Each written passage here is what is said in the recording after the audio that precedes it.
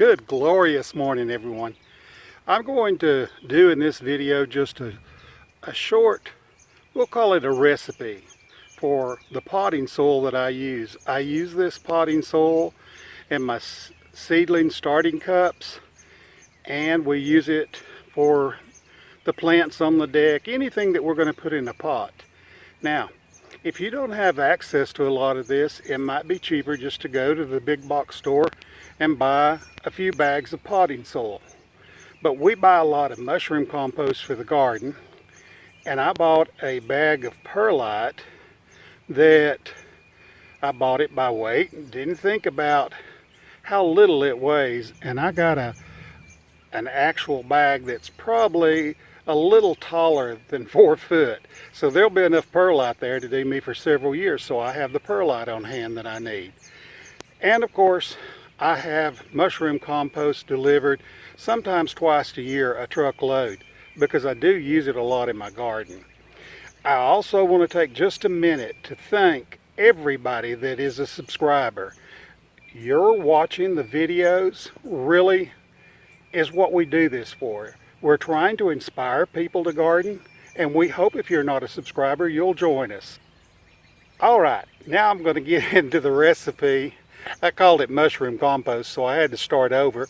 It's not mushroom compost, our recipe for potting soil. So I hope you like this. If you have any questions, leave comments below. This morning, I have run low on potting soil, so I'm going to mix a new batch. My recipe for my potting soil is very simple. I use a humus and manure compost, which I buy. I buy that probably about 4 or 5 bags a year. It's not very expensive. It's a lot cheaper mixing it with the other ingredients, and I get the potting soil that I really want. I have a 5-gallon bucket of mushroom compost, and this is not fresh mushroom compost. I had this delivered, I really believe it would have been September of last year.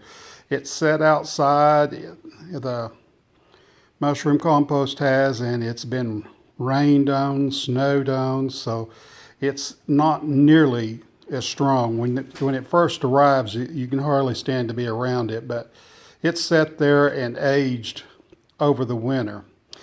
The third ingredient that I use is perlite, and I've got my perlite measured out here. That's 3 large scoops.